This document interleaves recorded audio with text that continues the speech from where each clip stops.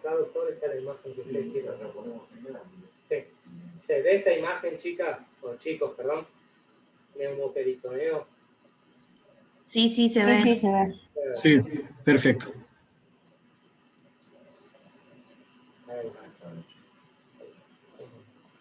Cualquier cosa, si ven que alguien se está metiendo y tarda en admitirlo, avisen, ¿sí?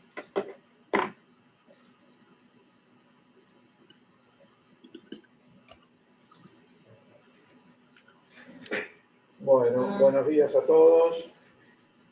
Bueno, habíamos dejado la vez pasada, creo que llegamos hasta acá. Creo que esto no lo habíamos visto. Bueno, acá vemos una imagen. Esta es una placa, que es una placa tóraco-abdominal, ¿no? Es una placa, evidentemente, de urgencia. Es una placa donde el paciente está acostado. O sea, no tiene ninguna de las posiciones que son correctas ni la situación correcta. Evidentemente, esto es una emergencia. Seguramente el paciente tiene un cuadro abdominal agudo. Si nosotros prestamos un poquitito de atención aquí, aquí vemos que hay un diafragma, aquí vemos que está el otro el diafragma, y debajo, esto es la cúpula hepática, existe aire, tanto de este lado como de este lado. El paciente está aquí con un cuadro de un abdomen agudo y un neumoperitoneo. El aire siempre tiende a subir. Recuerden que el líquido siempre tiende entonces a descender, y el aire tiende a subir. ¿Cuál es la causa de este neumoperitoneo? Bueno, va a depender de todo el contexto general y la forma de comienzo. O sea, esto puede a veces ser provocado por por ejemplo, una ruptura, si es una persona de más de 50 años, puede ser una ruptura de algún divertículo a nivel del colon.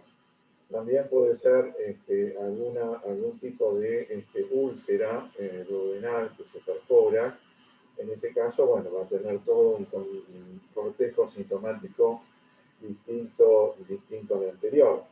A veces el neumoperitoneo puede aparecer después de una intervención quirúrgica. Cuando ustedes hacen una intervención quirúrgica, tanto convencional como laparoscópico, si toman una placa, inmediatamente después o durante los primeros días van a encontrar que hay aire allí. Bueno, acá lo vemos un poquitito más de cerca, ¿sí? Aquí hay aire, y fíjense esto que es un nivel, acá un nivel de líquido, ¿no? O sea que también el paciente tiene líquido a nivel peritoneal.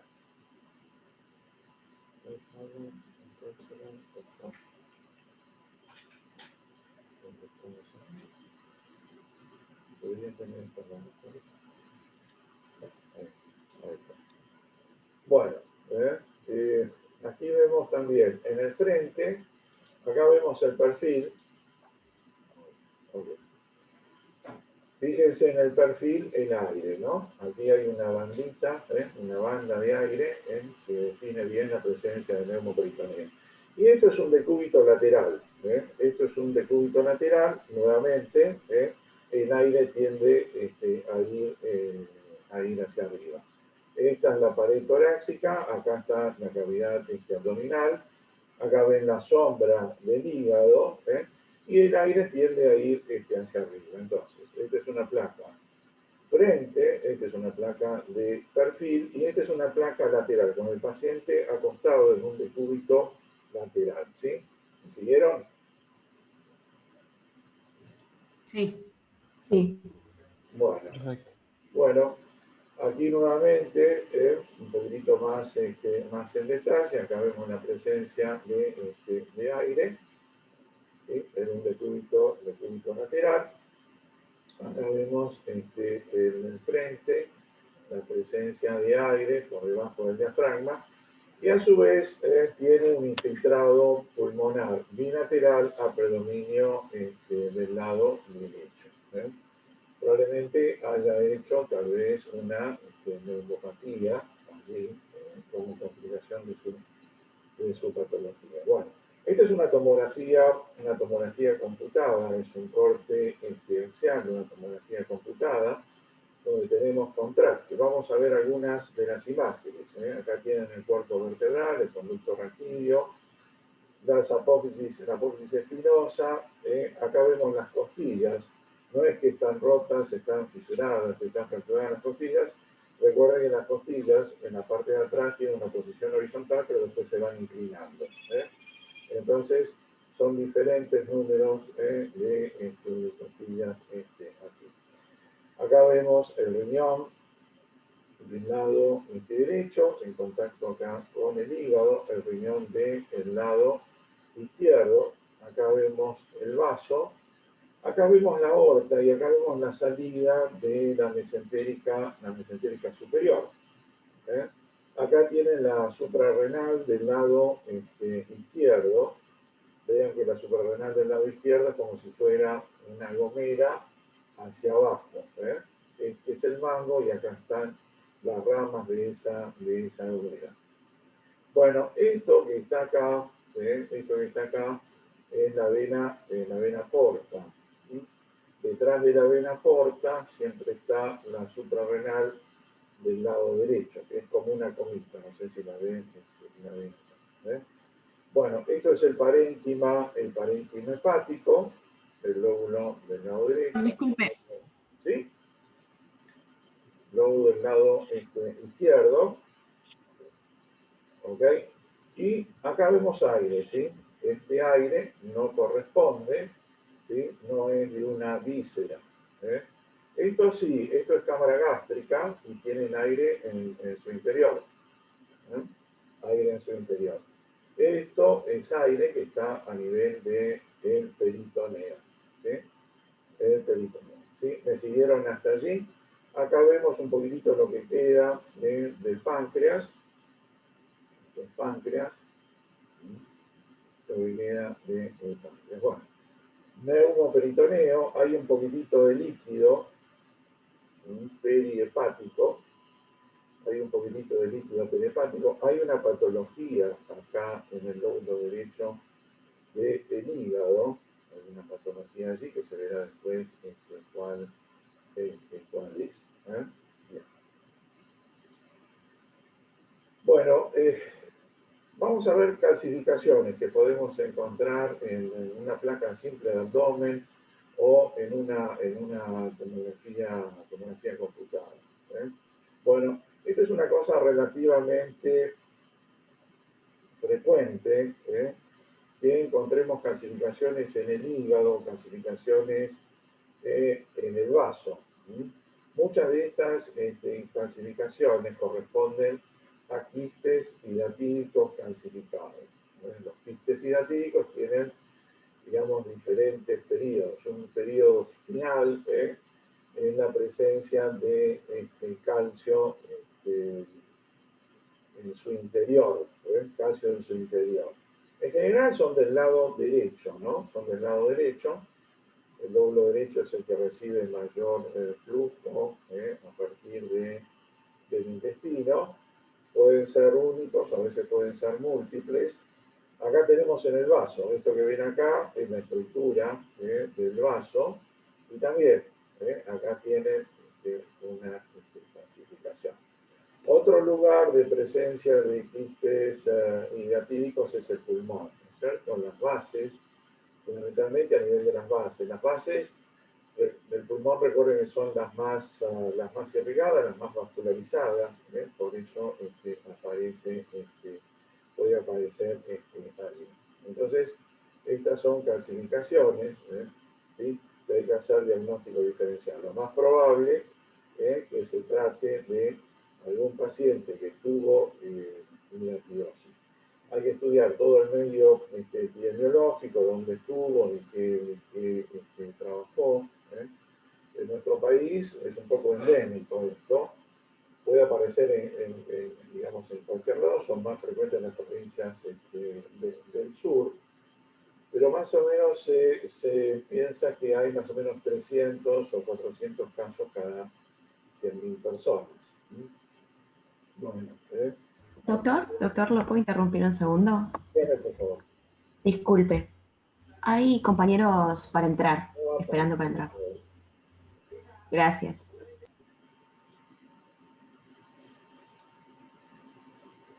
Bueno, aquí vemos, esta es una placa, aquí vemos una calcificación que está en el hígado.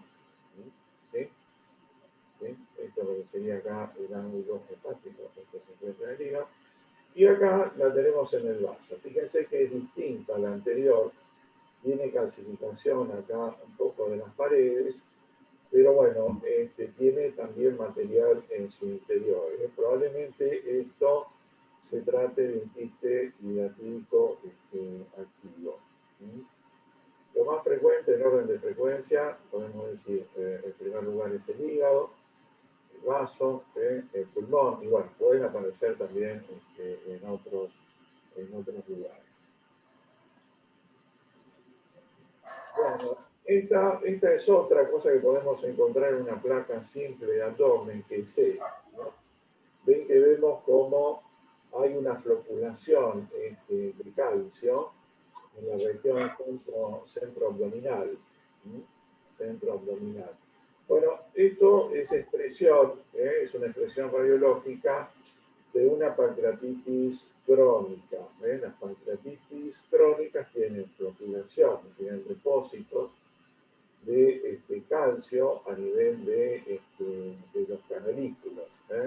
Fíjense que el páncreas, más o menos la cabeza del páncreas, se encuentra cercana a la segunda lumbar. La cabeza del páncreas se encuentra cercana a la segunda lumbar, y la cola se encuentra un poquitito más arriba. En general, normalmente, el páncreas debería tener una inclinación, un ángulo acá de 20 grados. Acá por ahí está un poquitito más exagerado. Pero esto es expresión entonces de una pancreatitis crónica. Y en especial las pancreatitis crónicas que producen esto son aquellas pancreatitis asociadas al COVID. O sea, ustedes han visto pancreatitis en nuestro medio, la litiásica, después la alcohólica, y bueno, después hay muchas otras causas, ¿no? Por triglicéridos altos, por drogas isquémicas, por virus, etcétera, etcétera. Bueno, esta es una tomografía, es un corte también axial. Bueno, aquí vemos el páncreas, ¿sí? A ver, ¿sí? Hay una alteración a nivel de la cabeza, hay una densidad totalmente distinta, este no es el páncreas habitual normal, y hay depósitos de calcio en el interior de los canalículos. Entonces, cuando veamos una calcificación de este tipo, pensemos si el paciente no tiene una pancreatitis crónica. Bueno, esto es otra cosa que podemos encontrar relativamente frecuente, más en pacientes añosos, en pacientes diabéticos, en pacientes fumadores, en pacientes lipidémicos, son las calcificaciones vasculares. Vean ustedes, esto es un perfil, ¿ok? Bueno, acá hay lo que parece ser la aorta, ¿no? La aorta, digamos, terminal allí, aparecen los vasos ilíacos. Y este paciente tiene una patología acá. Fíjense que hay un cuerpo vertebral que prácticamente desapareció. Y el cuerpo vertebral superior también tiene fenómenos líticos. Este es un paciente que, además de su patología vascular, tenía una patología neoplásica, tenía metástasis. ¿Sí? Entonces, calcificaciones de las placas ateromatosas a nivel de la aorta. Esto es un frente, fíjense, la aorta, esto es la aorta, ¿no? Esto es la aorta. Ahí viene, pared de la aorta, también tiene calcificaciones así. Pero fíjense que ha perdido un poquitito el domicilio esta arteria. Es una arteria media tortuosa. Bueno, esto se ve entonces en pacientes fumadores, en pacientes diabéticos, en pacientes diabéticos. Bueno, esto es una tomografía, no es del mismo paciente, es una tomografía computada del corte axial. Vean esto que está acá. Esto es la aorta. Todo esto enorme es la aorta, ¿sí? Con calcificación de sus paredes. Esta es la luz. Y estos son trombos. Esta zona más oscura son trombos que están en la pared del vaso. Bueno, muchos de estos trombos pueden desprenderse y dar embolias periféricas en los miembros inferiores. Bueno, es un aneurisma que habría que medirlo, es un aneurisma de tipo sacular, que habría que medirlo, pero debe medir más o menos unos 8 a 9 centímetros. Recuerden que más o menos un cuerpo vertebral son 4 centímetros, así que bueno, tomográficamente uno puede trazar una línea con un cursor y medir exactamente el diámetro del mismo. ¿Sí? Bueno, los aneurismas que son quirúrgicos son aquellos que tienen más de 5 centímetros. Fíjense que prácticamente esto se palpa. Esto se palpa. Fíjense dónde llega y cómo desplaza entonces el víscera. Bueno, aparte tiene algunas otras cosas. Acá tienen el riñón del lado derecho. Esto es lo que queda del hígado, del lóbulo derecho. Estamos bien abajo. Este es el otro riñón, lo que queda del otro riñón. Están estas imágenes, que son imágenes quísticas. Son imágenes quísticas en el interior de los riñones. Estos quistes son quistes de límites bastante bien definidos, bastante homogéneos en su interior. Hay una clasificación de los quistes, se llama quistes Wozniak, donde diferencia el tipo 1, que es este, bien redondito, bien homogéneo. El tipo 2 es cuando hay un poquitito mayor densidad, hay como un trabeculado, y digamos el tipo 3 es cuando directamente hay como paredes en el interior. Bueno, hay que tener mucho cuidado porque pueden ser tumores de aspecto quístico. Es de una persona grande, fíjense que la sarcopenia, ¿no? Vean los músculos, digamos, que están un poquitito atróficos, aumento acá del digamos, el contenido graso, ¿no? La grasa es esto. La grasa es esto, que está aquí. ¿Sí? Densidad líquida, densidad gásica, densidad aérea. Entonces, bueno, parece ser una persona grande. Esto lo vemos muchas veces, frecuentemente en los fumadores. Es más, todo paciente fumador que tiene más de 50 años, 55 años, debería tener como screening por lo menos una ecografía de abdomen, buscando la presencia de este tipo de aneurisma. Por supuesto, que esto prácticamente se toca, ¿no? Viene con un cartelito, que tiene aneurisma de aorta, pero bueno, a veces no son tan grandes. ¿Sí? Bueno, esto es otra cosa que podemos encontrar en el contexto de una apendicitis aguda, la presencia de un apendicolito. ¿Sí? La apendicitis es un diagnóstico clínico, tiene una cronología, generalmente comienza con un dolor en el epigastrio, luego ese dolor va hacia la fosa ilíaca derecha, hay, digamos, dolor en el punto de McBurney, hay ligero aumento de la temperatura, aumento de la temperatura diferencial, etcétera, etcétera. Pero si uno toma una placa, es muy probable que encuentre la presencia de una calcificación allí en la la entrada, en la parte inicial de la apéndice. Eso realmente se ve, y se llama apendicolito. Bueno, esto también es relativamente frecuente, que encontremos esto en la cavidad pelviana.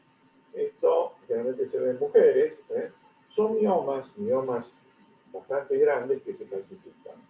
No hay que asustarse, esos son miomas calcificados.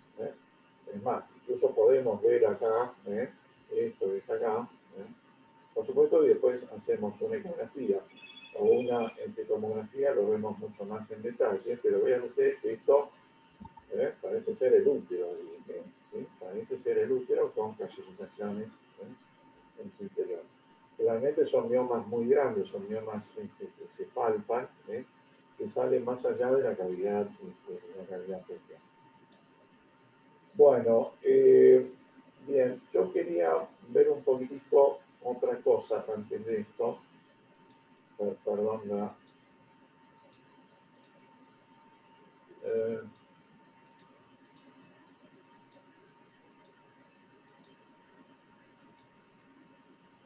para después entrar la semana próxima. Bueno, vamos a ver un poquitito páncreas. ¿Sí? Vamos a ver un poco de páncreas. Bueno, esto es una tomografía entonces normal. Vean ustedes, acá tienen el hígado, el lóbulo derecho del hígado, el lóbulo izquierdo, acá vemos los riñones, ¿sí? ¿Ok? Bueno, acá vemos el páncreas, todo esto es el páncreas. Acá esto es estómago, acá vemos el duodeno, ¿no es cierto? Ven las abstracciones, no sé si lo ven, son las abstracciones pequeñas del duodeno. La cabeza del páncreas está en íntima relación con el marco duodenal. Es más, antiguamente se hacía lo que era un estudio varitado, una señal gastroduodenal, para evaluar si estaba abierto este ángulo que forma el duodeno con respecto a la cabeza. Eso evidentemente es muy tardío, ya no lo utilizamos, pero vean que el páncreas entonces tiene una cabeza, tiene un cuerpo y tiene una cola. ¿Sí? ¿Okay? Bueno, esto que vemos acá, esto es estómago, ¿sí? Esto es estómago. Esto que vemos acá es el ángulo esplénico del estómago. Ven que hay restos, hay un flocculado acá de materia fecal.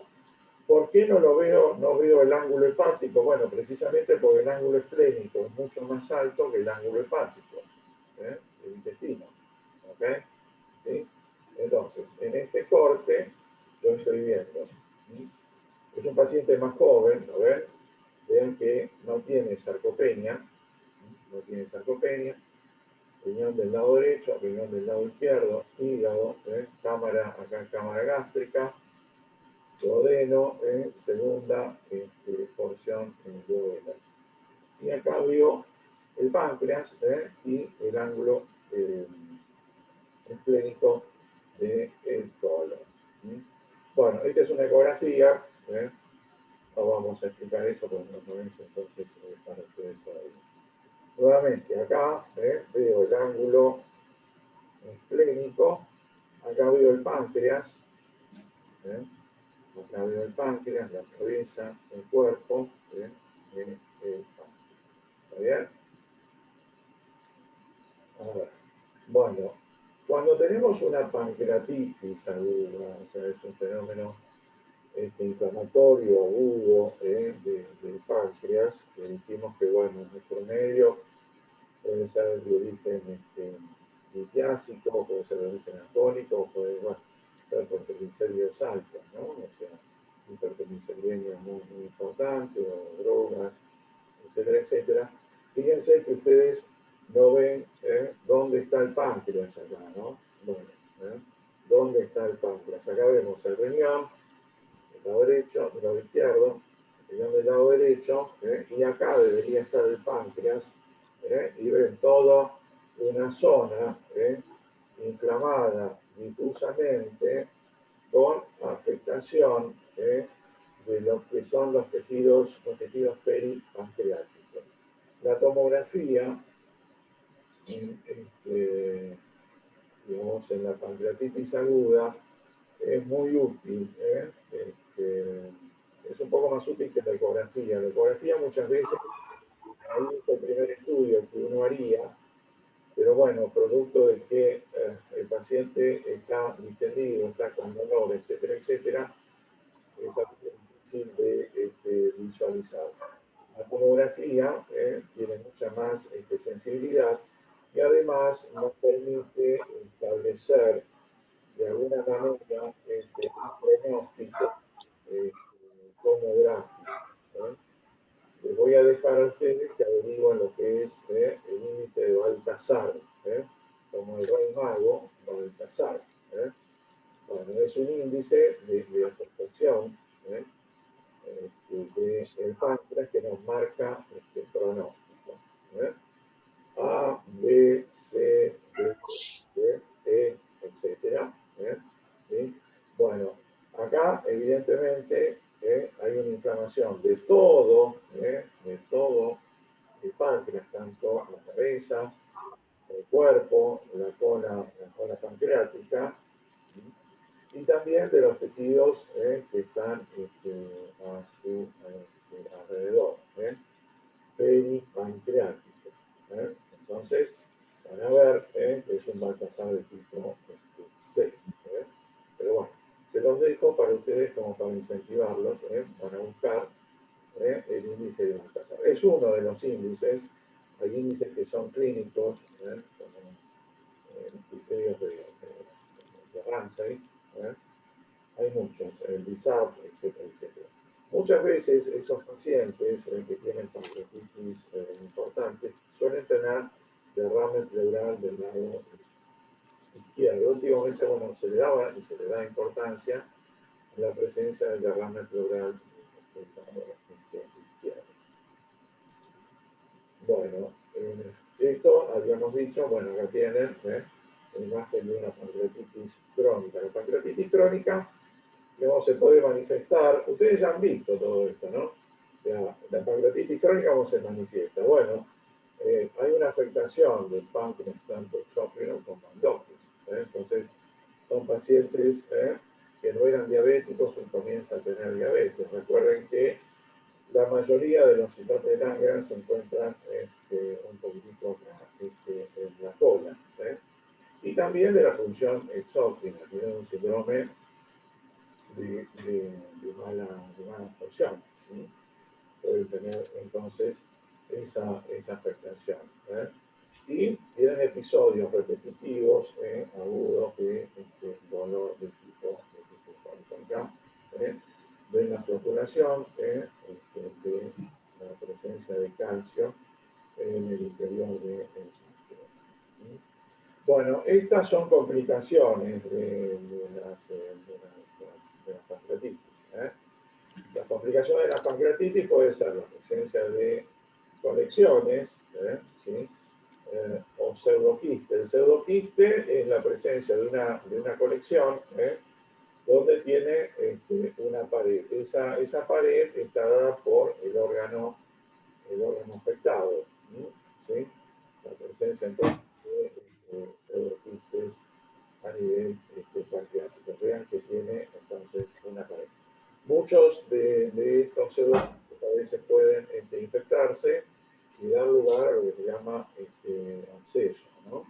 Es otra de las complicaciones. Entonces, como complicación de una pancreatitis aguda, es decir, podemos tener la presencia de colecciones, ¿sí?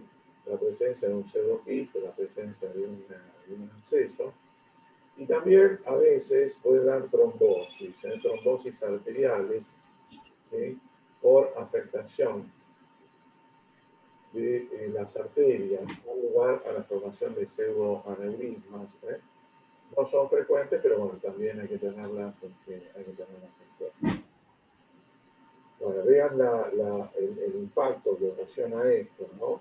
A nivel retroperitoneal, cómo digamos, empuja y el riñón de este lado, del lado izquierdo. Bueno, la otra patología que podemos encontrar acá es un tumor de páncreas. El tumor de páncreas generalmente, antiguamente se lo llama, y se lo sigue llamando hoy, el gran simulador. Son pacientes que generalmente cuando uno llega al diagnóstico, llega un poquito tarde. Son pacientes que tienen síndrome solapados. Muchas veces debutan, la mayoría, con el cuadro de astenia, dinamia, como de depresión, y es confundido, por eso hay que tener muchísimo cuidado, digamos, en muchos cuadros depresivos porque, digamos, son expresiones de un tumor de páncreas. A veces tienen cuadros paraneoplásicos, la presencia de trombosis no explicadas, que no es dependiente de las varices, o de reposo en los miembros inferiores. Eso lo descubrió Trousseau. El mismo Trousseau tenía una tromboflebitis y se diagnosticó un cáncer de páncreas. Se llama Trousseau, se llama Trousseau. Bueno, acá vemos, vemos toda una tumoración. Esto tiene contraste, ¿no? ¿Sí? Vemos toda una tumoración allí que toma contraste, vemos imágenes, vean ustedes, estas son metástasis. Estas son metástasis. Tienen edema, toman el contraste en su interior, estas son metástasis, fundamentalmente en el lóbulo del lado derecho, y también tienen compromiso del vaso. ¿Sí? Tiene compromiso acá del vaso, es una imagen heterogénea. Acá está sin contraste endovenoso. Vean la aorta, que no tiene contraste. Aquí tiene contraste. Y fíjense cómo toma el contraste el tumor. Los tumores toman el contraste porque son muy vascularizados. ¿Sí? En una pancreatitis aguda, por supuesto, no hay nada que ver la imagen, ¿no? Pero si ustedes hacen contraste, producto del edema o de la necrosis que tiene, el contraste no es tomado, ¿sí? En cambio, en un páncreas de origen tumoral, toma el contraste. Evidentemente acá invade parte del vaso, y debe invadir también parte del estómago. ¿Sí? Incluso parecería acá que la suprarrenal de este lado también está afectada. Bueno, nuevamente aquí, bueno, esto es lo que queda del duodeno, mirá. ¿Sí? Esto es entonces el duodeno, ¿sí? Entonces tiene una estructura, tiene una compresión, tiene un compromiso acá del duodeno. ¿Sí? ¿Okay? Este es el tumor, es un tumor de cabeza pancreática. Cabeza de pancreas. ¿Sí? Bueno, es heterogéneo, tiene necrosis en su interior. ¿Sí? Y esto que vemos acá, chicos, esto es la vesícula, lo que resta de la vesícula, y esto es lóbulo hepático. Ven que tiene diferentes densidades. Bueno, esto es el famoso signo de Courvoisier-Terrier, ¿no? Cuando la vesícula se palpa, vean que llega hasta la periferia, ¿sí? Y tiene el paciente tiene un síndrome coledossiano, bueno, puede ser por la presencia de algo obstructivo a nivel del colédoco. ¿Sí? En general, cuando es litiásico el problema obstructivo, la vesícula es una vesícula escleroatrófica, o sea, son vesículas que tienen cálculos en su interior y producto de muchos episodios de inflamación, no se distingue